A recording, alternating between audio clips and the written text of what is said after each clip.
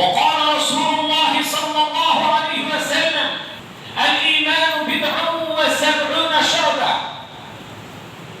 আধুনিক ও দৃষ্টিনন্দন প্রথম চট্টগ্রাম নগরীর কল্পলক আবাসিক মডেল মসজিদ। মসজিদের মূল ভবনের ফ্লোর কিংবা বারান্দা, পার্কিং কিংবা উঠান কোনোখানে যেন তিল ধারণের ঠাঁই নেই। মুসল্লিদের আগমনে মুখরিত ছিল পুরো মসজিদ প্রাঙ্গণ। আজ শুক্রবার জুমার নামাজে ডক্টর এনায়েতুল্লাহ আব্বাসী সরাসরি বয়ান করবেন এমন খবরে আজান দেওয়ার সাথে সাথে শত উৎসাহ উদ্দীপনা নিয়ে দূর দূরান্ত থেকে মসজিদে আসতে শুরু করে মুসল্লিরা। তার বয়ান শোনার জন্য মসজিদে জুমার নামাজ আদায় করেছে হাজার হাজার মুসল্লি।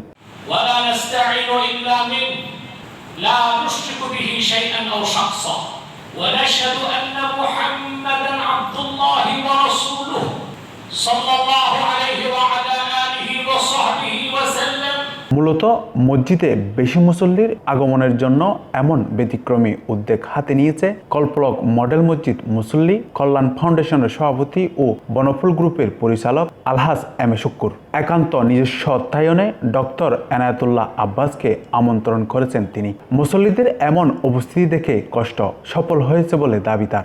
এনায়েতুল্লাহ আব্বাস আনিয়ে ফরাই ওরে ধর বদল চেষ্টা করিয়ে ভাই মুখগুলো সাপর আনি এক জোয়া জাহাত আর গড় নিতে অনারি ডক্টর আনোয়ার আজারিরে আনি ফরাই আগামীবার আল্লাহ আনাইলে মুক্তি আমির খান দ্বারা আনি ফরাই আমাদের সাইড দিয়ে এরিয়ার মেজি কিছু কোরআন হাদিস সম্বন্ধে বুঝুক শিখিবেল্লা জানিবেল্লা উলিয়ে রে চেষ্টা করি।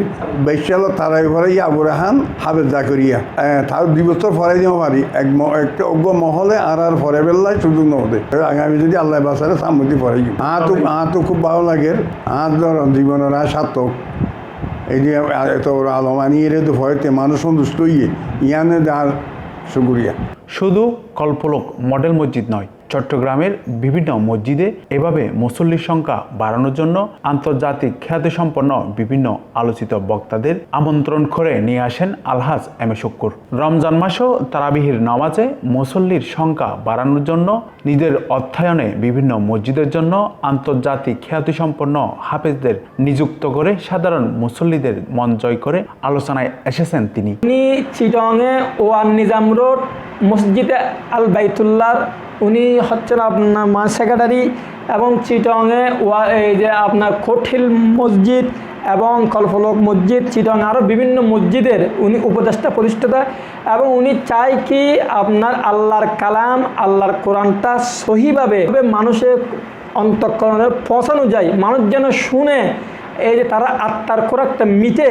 সেজন্য আমার স্যারের এইটা নেশা যে কোরআনকে মানুষের কাছে ঠিক মতো সহিভাবে পৌঁছাইয়ে দেওয়া। আল্লাহ তাআলা আমার স্যারকে হায়াত দারাজ করুক। বিগত আমলও ওয়ান নিজাম রোড কেন্দ্রীয় মসজিদে আমার স্যার 2টি বছর বিশ্বজয়ী হাফেজ নাজমুস সাকিবকে এনে তারাবির মাধ্যমে কোরআন খতম করানো হয়েছে। সব কিছু নিজস্ব অর্থায়নে। এখানে কারো কাছ থেকে কোনো প্রকার একটি টাকা স্যার মহোদয় চান না, নেন না, কেউ দিতেও পারবেন না। স্যারের নিজস্ব তহবিলে। মোহাম্মদ নেজামুদ্দিন আবিদ, দৈনিক আজাদী।